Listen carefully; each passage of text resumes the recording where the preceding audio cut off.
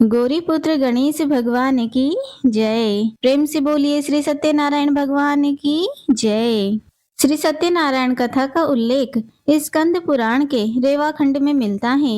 श्री सत्यनारायण कथा में 5 अध्याय और 170 श्लोक संस्कृत भाषा में मिलते हैं।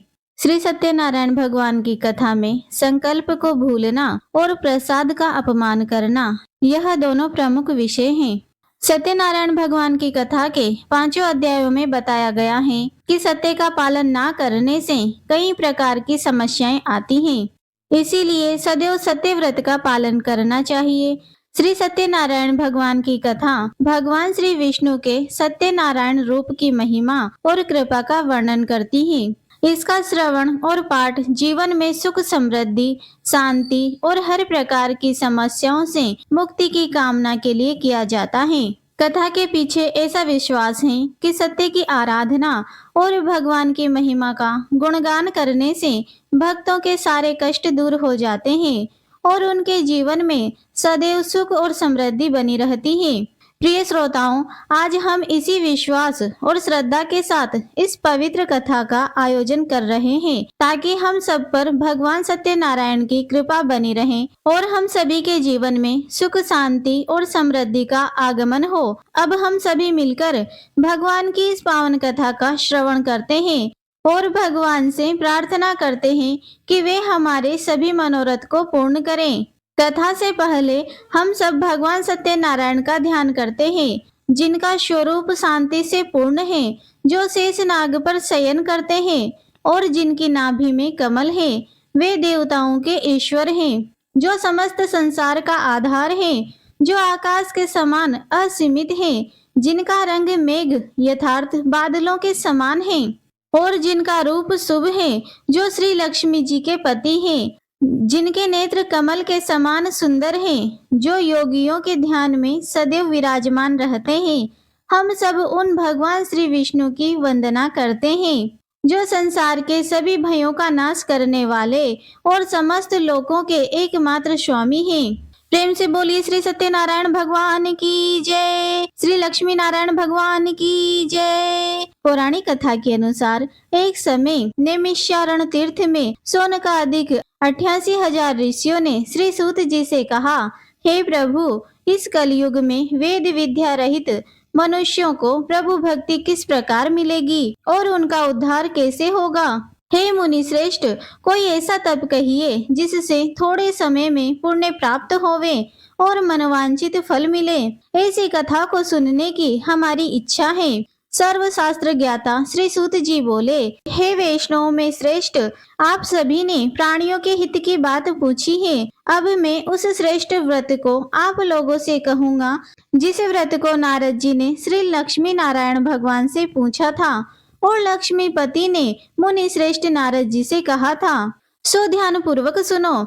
एक समय योगी राज नारद जी दूसरों के हित की इच्छा से अनेक लोकों में घूमते हुए मृत्यु लोक में आ पहुँचे।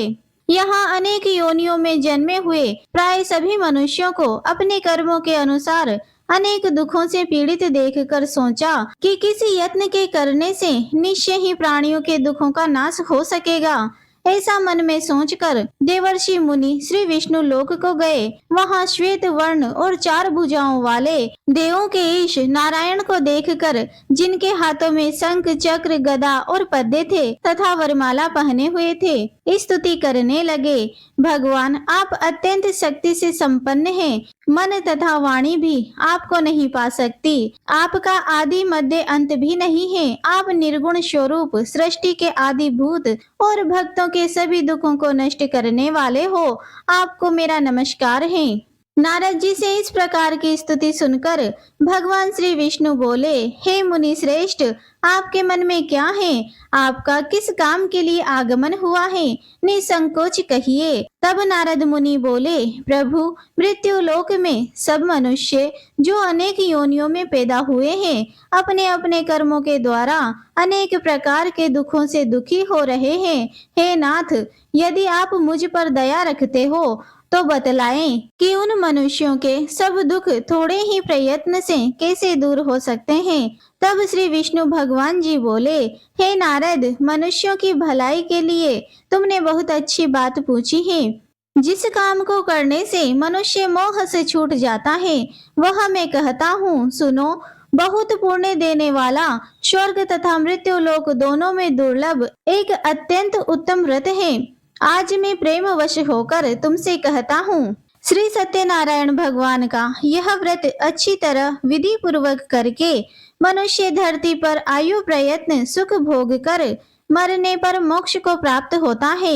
श्री भगवान के वचन सुनकर नारद मुनि बोले, हे भगवान, उस व्रत का क्या फल है, क्या विधान है, और किसने यह व्रत किया है, और किस दिन यह व्रत करना चाहिए, विस्तार पूर्वक कहिए। भगवान विष्णु बोले, हे नारद, दुख शोक आदि को दूर करने वाला, धन धान्य को बढ़ाने वाला, सौभाग्य तथा संतान को देने वाला, यह सब स्थानों पर विजय दिलाने वाला है। भक्ति और श्रद्धा के साथ किसी भी दिन मनुष्य श्री सत्यनारायण भगवान की प्रातः काल के समय ब्राह्मणों और बंधुओं के साथ धर्म परायण होकर पूजा करे।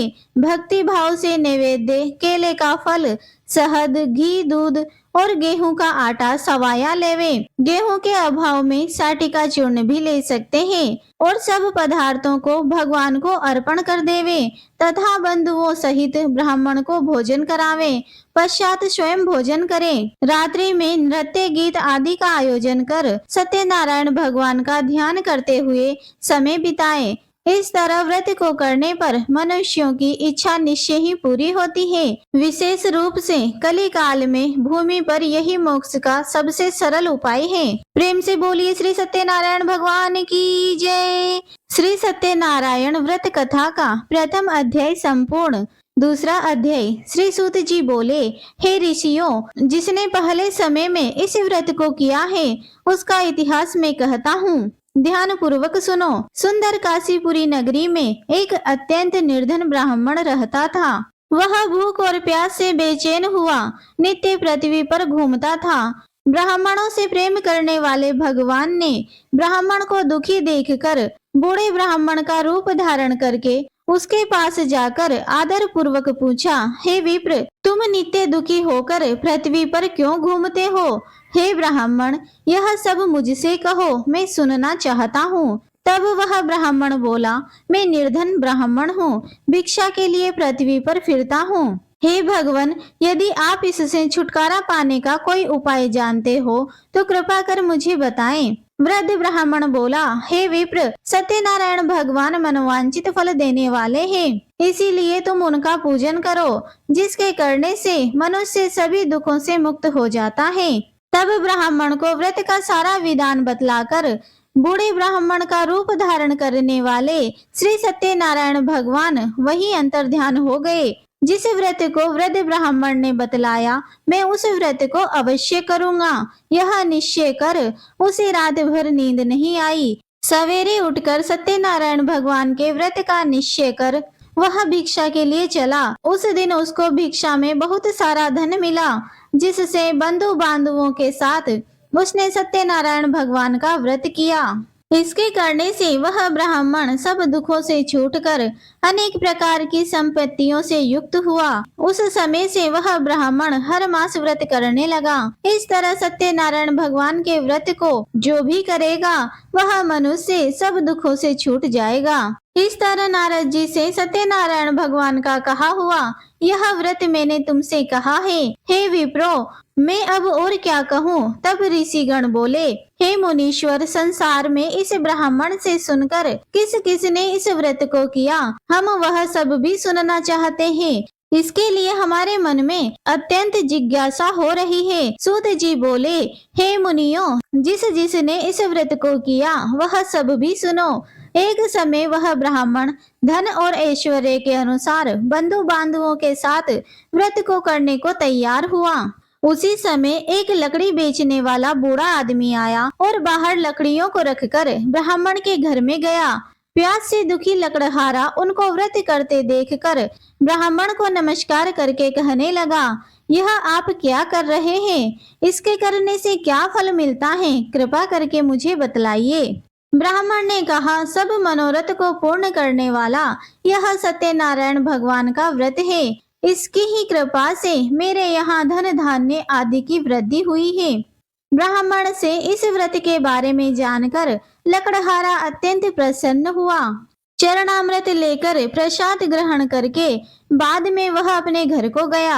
अगले दिन लकड़हारे ने अपने मन में इस प्रकार का संकल्प किया कि आज गांव में लकड़ी बेचने से जो भी धन मिलेगा उसी से सत्यनारायण भगवान का उत्तम व्रत करूंगा। ऐसा मन में निश्चय कर वह बूढ़ा आदमी लकड़ियां अपने सिर पर रखकर जिस नगर में धनवान लोग रहा करते थे ऐसे सुंदर नगर में गया। उस दिन वहां पर उसे उन लकड़ियों के दाम पहले से चौगुना मिले। तब वह लकड़हारा दाम लेकर अति प्रसन्न होकर पके केले, शक्कर, घी, दूध, दही और गेहूं का चूर्ण इत्यादि सत्यनारायण भगवान के व्रत की कुल सामग्रियों को लेकर अपने घर को गया। फिर उसने अपने परिवार जनों को बुलाकर विधि के साथ भगवान का पूजन और व्रत किया। उस व्रत के पुण्य प्रभाव से वह बूढ़ा लकड़हारा धन पुत्र आदि से युक्त हुआ और संसार के समस्त सुख भोग कर अंत में वैकुंठ लोक को चला गया। श्री सत्यनारायण भगवान की जय। श्री सत्यनारायण भगवान व्रत कथा का दूसरा अध्याय संपूर्ण। तीसरा अध्याय। श्री सूत जी बोले, हे श्रेष्ठ मुनियों, अब आगे की कथा कहता हूँ, सुनो। पहले समय में उल्कामुख नाम का एक बुद्धिमान राजा रहा करता था। वह सत्यवक्ता और जितेंद्रिय था। प्रतिदिन देव स्थानों पर जाता और गरीबों को धन देकर उनके कष्टों को दूर करता था। उसकी पत्नी कमल के समान मुख वाली और सती साध्वी थी। पुत्र प्राप्ति के लिए भद्रशिला नदी के तट पर उन दोनों ने सत्यनारायण भगवान का व्रत किया। उस समय वहां एक साधु नामक वेश्य आया। उसके पास व्यापार के लिए बहुत सारा धन था। वह नाव को किनारे पर ठहराकर राजा के पास आ गया और राजा को व्रत करते देखकर विनय के साथ पूछने लगा, हे राजन, भक्ति युक्त चित्त से आप यह क्या कर रहे हैं? मेरी सुनने की इच्छा है, सो आप मुझे यह बताइए। तब राजा बोला, हे वेश्य, अपने बांधवों के साथ पुत्र आदि की प्राप्ति के लिए यह महाशक्तिमान नारायण भगवान का व्रत और पूजन में कर रहा हूँ। राजा के वचन सुनकर साधु आदर से बोला, हे राजन, मुझसे भी इसका सब विधान कहो। मैं भी आपके कहे अनुसार इस व्रत को अवश्य करूंगा। मेरी कोई भी संतान नहीं है और मुझे विश्वास है कि इस व्रत के करने से निश्चय ही मुझे संतान की प्राप्ति होगी। तब राजा से सब विधान सुनकर व्यापार से निवृत्त होकर वह आनंद के साथ अपने घर को गया। साधु ने अपनी स्त्री को संतान देने वाले इस व्रत को सुनाया और प्रण किया कि जब मेरे यहाँ संतान होगी तब मैं इस व्रत को करूंगा। साधु ने ऐसे वचन अपनी पत्नी लीलावती से कहे। एक दिन उसकी पत्नी पति के साथ आनंदित होकर सांसारिक धर्म में प्रवृत्त होकर श्री सत्यनारायण भगवान की कृपा से गर्भवती हो गई और 10वें महीने में उसके एक सुंदर कन्या का जन्म हुआ। वह कन्या दिनों दिन इस तरह बढ़ने लगी जैसे शुक्ल पक्ष का चंद्रमा बढ़ता है। कन्या का नाम कलावती रखा गया। तब लीलावती ने मीठे शब्दों में अपने पति से कहा कि स्वामी, आपने जो संकल्प लिया था कि मैं संतान होने पर सत्यनारायण भगवान का व्रत करूंगा, अब आप उसे करिए। साधु बोला, हे प्रिय, इसके विवाह पर करूंगा। इस प्रकार अपनी पत्नी को आश्वासन देकर वह नगर को चला गया। अब कलावती अपने पिता के घर में रहकर बड़ी हो रही थी। एक दिन साधु ने जब नगर में सखियों के साथ अपनी पुत्री को देखा तो तुरंत दूत को बुलाकर कहा कि पुत्री के लिए कोई सुयोग्य वर देख कर लाओ। साधु की आज्ञा पाकर दूत कंचन नगर पहुंचा और वहां पर बहुत खोज कर बहुत देखभाल कर कन्या के लिए सुयोग्य वणिक पुत्र को ले आया। उस सुयोग्य युवक को देखकर साधु ने अपने बंधु बांधवों सहित प्रसन्नचित होकर अपनी पुत्री का विवाह उसके साथ कर दिया। किंतु दुर्भाग्य से विवाह के समय भी वह उस व्रत को करना भूल गया। तब श्री सत्यनारायण भगवान क्रोधित हो गए। और साधु को श्राप दे दिया कि तुम्हें दारुण दुख प्राप्त होगा। अपने कार्य में कुशल साधु वैश्य अपने जमाता सहित समुद्र के समीप स्थित रत्नपुर नगर में गया और वहां दोनों ससुर जमाई चंद्रकेतु राजा के उस नगर में व्यापार करने लगे। एक दिन भगवान सत्यनारायण की माया से प्रेरित कोई चोर राजा का धन चुराकर भागा जा रहा था, किंतु राजा के दूतों को आता देखकर चोर घबराते हुए धन को वहीं चुपचाप छोड़कर चले गए जहां वे ससुर और जमाई ठहरे हुए थे। जब दूतों ने उन साधु वेश्य के पास राजा के धन को रखा हुआ देखा तो वे उन्हें ही चोर समझकर दोनों को बांधकर ले गए और राजा के पास ले जाकर बोले, यह दो चोर हम पकड़कर ले आए हैं, देखकर आज्ञा दीजिए। तब राजा की आज्ञा से उनको कठोर कारावास में डलवा दिया गया और उनका सब धन भी छीन लिया गया।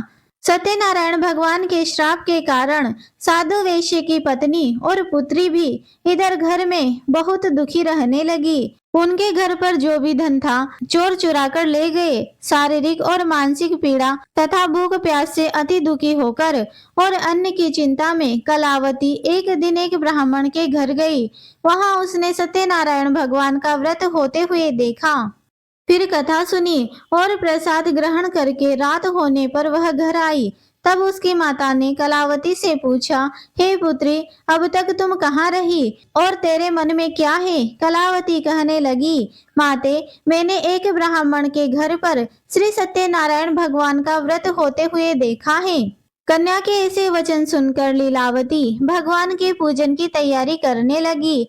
लीलावती ने परिवार और बांधवों सहित श्री सत्यनारायण भगवान का पूजन किया और वर मांगा कि मेरे पति और दामाद शीघ्र आ जाएं। साथ ही प्रार्थना की कि हम सबका अपराध क्षमा करो। सत्यनारायण भगवान इस व्रत से संतुष्ट हो गए और राजा चंद्रकेतु के स्वप्न में दर्शन देते हुए कहा, हे राजन, तुमने जिन दोनों वेश्यों को बंदी बना रखा है वे निर्दोष हैं। उन्हें प्रातः होते ही छोड़ दो और उनका सब धन जो तुमने लिया है उसे वापस लौटा दो, नहीं तो मैं तेरा धन, राज्य, पुत्र आदि सब नष्ट कर दूंगा। राजा से ऐसे वचन कहकर भगवान अंतर्ध्यान हो गए। प्रातः काल राजा चंद्रकेतु ने सभा में अपना स्वप्न सुनाया। फिर दोनों वणिक पुत्रों को कैद से मुक्त कर सभा में बुलाया। दोनों ने आते ही राजा को नमस्कार किया। राजा मीठे वचनों में बोला, हे महानुभाव, तुम्हें देववश ऐसा कठिन दुख प्राप्त हुआ है, अब तुम्हें कोई भय नहीं है। ऐसा कहकर राजा ने उनको नए नए वस्त्र आभूषण पहनाए और उनका जितना धन लिया था उससे 2 गुना धन देकर आदर सहित विदा किया। तब वे दोनों वेश्य अपने घर को चल दिए। श्री सत्यनारायण भगवान की जय। श्री सत्यनारायण व्रत कथा का 3रा अध्याय संपूर्ण। 4था अध्याय। श्री सूत जी बोले, साधु बनिया मंगलाचारण कर और ब्राह्मणों को धन देकर अपने नगर के लिए चल पड़ा। साधु के कुछ दूर जाने पर इधर भगवान सत्यनारायण की उसकी सत्यता की परीक्षा लेने के विषय में जिज्ञासा हुई। तब वे एक दंडी का वेश बनाकर उस बनिए के सामने आ गए और पूछा, साधु, तुम्हारी नाव में क्या भरा है? तब धन के मद में चूर दोनों महाजनों ने अवहेलना पूर्वक हंसते हुए कहा, दंडी सन्यासी, क्यों पूछ रहे हो? क्या कुछ मुद्रा लेने की इच्छा है? हमारी नाव में तो लता और पत्ते आदि भरे हैं। उनकी ऐसी निष्ठुर वाणी सुनकर दंडी वेशधारी भगवान बोले, तुम्हारी बात सच हो जाए। ऐसा कहकर दंडी सन्यासी का रूप धारण किए हुए भगवान कुछ दूर जाकर समुद्र के समीप बैठ गए। इधर दंडी के चले जाने पर नित्य क्रिया करने के बाद उतराई हुई यानी जल में ऊपर की ओर उठी हुई नौका को देखकर साधु अत्यंत आश्चर्य में पड़ गया और नाव में लता और पत्ते आदि देखकर मूर्छित होकर पृथ्वी पर गिर पड़ा। होश में आने पर वणिक पुत्र चिंतित हो गया। तब उसके दामाद ने इस प्रकार कहा कि पिताजी, आप शोक क्यों करते हैं? दंडी ने श्राप दे दिया है। इस स्थिति में वे ही चाहें तो सब कुछ सही कर सकते हैं, इसमें संशय नहीं है। अतः उन्हीं की शरण में हमको चलना चाहिए और वही मन की इच्छा पूर्ण होगी। दामाद की बात को सुनकर वह साधु बनिया उसके पास गया और वहां दंडी को देखकर उसने भक्ति पूर्वक उन्हें प्रणाम किया और आदर पूर्वक कहने लगे कि आपके सम्मुख मैंने जो कुछ कहा है असत्य भाषण रूप अपराध है। आप कृपया मेरे इस अपराध को क्षमा कर दीजिए। ऐसा कहकर बार बार प्रणाम करके वह महान शोक से व्याकुल हो गया। दंडी ने उस बनिए को रोते हुए देखकर कहा, हे मूर्ख, रो मत, मेरी बात सुनो। मेरी पूजा से उदासीन होने के कारण तथा मेरी आज्ञा से ही तुमने बार बार दुख प्राप्त किया है। भगवान की ऐसी वाणी सुनकर वह उनकी स्तुति करने लगा। साधु ने कहा, प्रभु, यह आश्चर्य की बात है। ब्रह्म आदि देवता भी आपके गुणों और रूपों को यथावत रूप से नहीं जान पाते। फिर मैं मूर्ख आपकी माया से मोहित होने के कारण भला कैसे जान सकता हूँ। हे प्रभु, आप मुझ पर कृपा कीजिए और मुझ पर प्रसन्न होइए। मैं अपनी धन संपत्ति के अनुसार आपकी पूजा करूंगा। मैं आपकी शरण में हूँ। मेरा जो नौका में स्थित पूरा धन था उसकी और मेरी रक्षा करें। उस बनिया की भक्ति युक्त वाणी सुनकर भगवान जनार्दन संतुष्ट हो गए। भगवान जनार्दन उसे अभिष्ट वर प्रदान कर वहीं से अंतर्ध्यान हो गए। इसके बाद वह साधु अपनी नौका में चढ़ा और उसे धन धान्य से भरी हुई देखकर भगवान सत्यदेव की कृपा से हमारा मनोरथ सफल हो गया। ऐसा कहकर 100 जनों के साथ उसने भगवान की विधिवत पूजा की। भगवान श्री सत्यनारायण की कृपा से वह आनंद से परिपूर्ण हो गया और नाव को प्रयत्न पूर्वक संभाल कर उसने अपने देश के लिए प्रस्थान किया। साधु बनिए ने अपने दामाद से कहा, वह देखो, मेरी रत्नपुरी नगरी दिखाई दे रही है। इसके बाद उसने अपने धन के रक्षक दूत को अपने आने का समाचार देने के लिए अपनी नगरी में भेजा। उसके बाद उस दूत ने नगर में जाकर साधु की पत्नी को हाथ जोड़कर प्रणाम किया और उसके लिए अभिष्ट बात की। सेठ जी अपने दामाद और बंधु वर्ग के साथ बहुत सारे धन धान्य से संपन्न होकर नगर के निकट पधार गए हैं।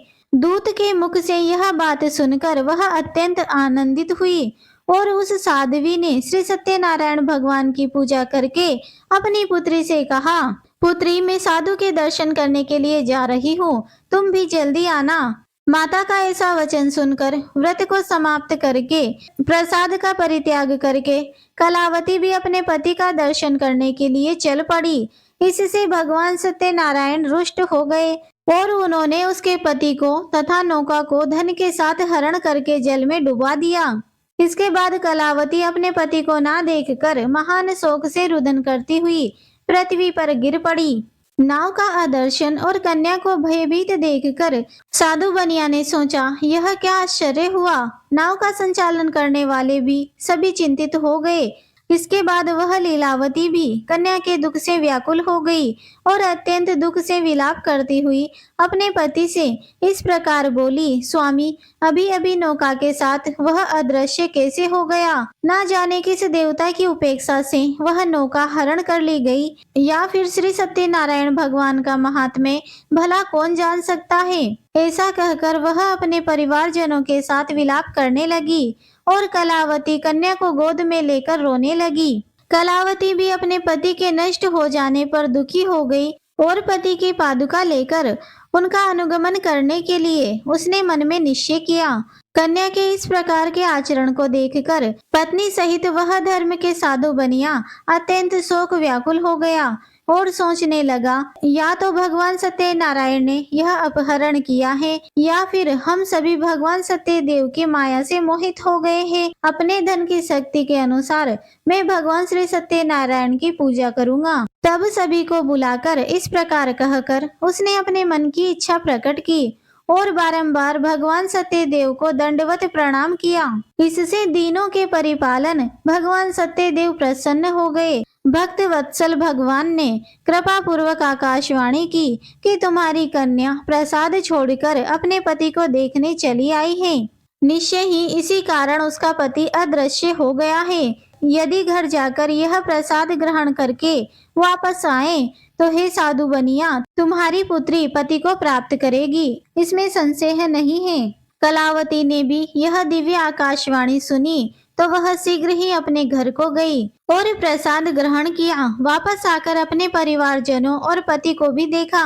तब कलावती कन्या ने अपने पिता से कहा कि पिताजी, अब तो घर चलिए, देरी क्यों कर रहे हैं। कन्या की बात सुनकर वणिक पुत्र संतुष्ट हो गया और विधि विधान से भगवान सत्यनारायण का पूजन करके धन तथा बंधु बांधवों के साथ अपने घर को गया। इसके बाद पूर्णिमा और संक्रांति पर्वों पर भगवान सत्यनारायण का पूजन करते हुए इस लोक में सुख भोग कर अंत में वह सत्यपुर वैकुंठ लोक को चला गया।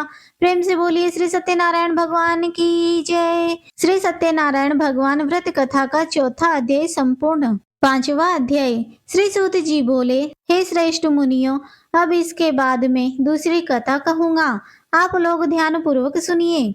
अपनी प्रजा का पालन करने में तत्पर तुंगध्वज नामक एक राजा था। उसने सत्यदेव के प्रसाद का परित्याग करके दुख प्राप्त किया। एक बार वह वन में बहुत से पशुओं को मारकर वट वृक्ष के नीचे आया। वहां उसने देखा कि गोपगण बंधु बांधवों के साथ संतुष्ट होकर भक्ति पूर्वक भगवान सत्यदेव की पूजा कर रहे हैं। राजा यह देखकर भी अहंकारवश ना तो वहां गया और ना उसने भगवान सत्यनारायण को प्रणाम ही किया। पूजन के बाद सभी गोपगण भगवान का प्रसाद राजा के समीप रखकर वहां से लौट आए और इच्छानुसार उन सभी ने भगवान का प्रसाद ग्रहण किया। इधर राजा को प्रसाद का परित्याग करने से बड़ा दुख मिला। उसका संपूर्ण धन धान्य और सभी 100 पुत्र नष्ट हो गए। राजा ने मन में यह निश्चय किया कि अवश्य ही भगवान सत्यनारायण ने हमारा नाश कर दिया है, इसीलिए मुझे वहां जाना चाहिए जहां श्री सत्यनारायण का पूजन हो रहा था। ऐसा मन में निश्चय करके वह राजा गोपगणों के समीप गया। विधि पूर्वक भगवान सत्यदेव की पूजा की। भगवान सत्यदेव की कृपा से वह पुनः धन और पुत्रों से संपन्न हो गया तथा इस लोक में सभी सुखों का उपभोग कर अंत में सत्यपुर वैकुंठ लोक को प्राप्त हुआ। श्री सूत जी कहते हैं, जो व्यक्ति इस परम दुर्लभ श्री सत्यनारायण व्रत को करता है और पुण्यमयी तथा फल प्रदायिनी भगवान की कथा को भक्ति युक्त होकर सुनता है, उसे भगवान सत्यनारायण की कृपा से धन धान्य आदि की प्राप्ति होती है। दरिद्र धनवान हो जाता है, बंधन में पड़ा हुआ बंधन से मुक्त हो जाता है, डरा हुआ व्यक्ति भय मुक्त हो जाता है। यह सत्य बात है, इसमें संशय नहीं है। इस लोक में वह सभी इच्छित फलों को भोग कर अंत में सत्यपुर वैकुंठ लोक को जाता है। हे ब्राह्मणों, इस प्रकार मैंने आप लोगों से भगवान सत्यनारायण के व्रत को कहा, जिसे कर कर मनुष्य सभी दुखों से मुक्त हो जाता है। कलयुग में तो भगवान सत्यदेव की पूजा विशेष फल प्रदान करने वाली है। भगवान विष्णु को ही कुछ लोग काल, कुछ लोग सत्य, कोई ईश और कोई सत्यदेव तथा दूसरे लोग सत्यनारायण नाम से कहेंगे। अनेक रूप धारण करके भगवान सत्यनारायण सभी का मनोरथ सिद्ध करते हैं। कलयुग में सनातन भगवान विष्णु ही सत्यव्रत रूप धारण करके सभी का मनोरथ पूर्ण करने वाले होंगे। हे श्रेष्ठ मुनियों, जो व्यक्ति नित्य भगवान सत्यनारायण की इस व्रत कथा को पढ़ता है, सुनता है, भगवान सत्यनारायण की कृपा से उसके सभी पाप नष्ट हो जाते हैं। हे मुनीश्वर, पूर्व काल में जिन लोगों ने भगवान सत्यनारायण का व्रत किया था, उसके अगले जन्म का वृतांत कहता हूँ, आप लोग सुनिए। महान प्रजा संपन्न सतानंद नाम के ब्राह्मण सत्यनारायण व्रत करने के प्रभाव से दूसरे जन्म में सुदामा नामक ब्राह्मण हुए और उस जन्म में भगवान श्री कृष्ण का ध्यान करके उन्होंने मोक्ष को प्राप्त किया। लकड़हारा भील गुहों का राजा हुआ और अगले जन्म में उसने भगवान श्री राम की सेवा करके मोक्ष प्राप्त किया। महाराज उल्का मुख दूसरे जन्म में राजा दशरथ हुए, जिन्होंने श्री रंगनाथ जी की पूजा करके अंत में वैकुंठ प्राप्त किया।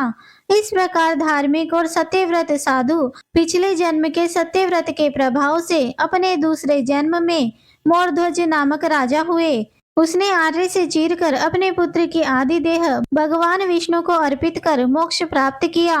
महाराज तुंगध्वज जन्मांतर में स्वयंभू मनु हुए और भगवत संबंधी संपूर्ण कार्यों का अनुष्ठान करके वैकुंठ लोक को प्राप्त हुए। जो गोपगण थे, वे सब जन्मांतर में ब्रजमंडल में निवास करने वाले गोप हुए और सभी राक्षसों का संहार करके उन्होंने भी भगवान का शाश्वत धाम गोलोक प्राप्त किया।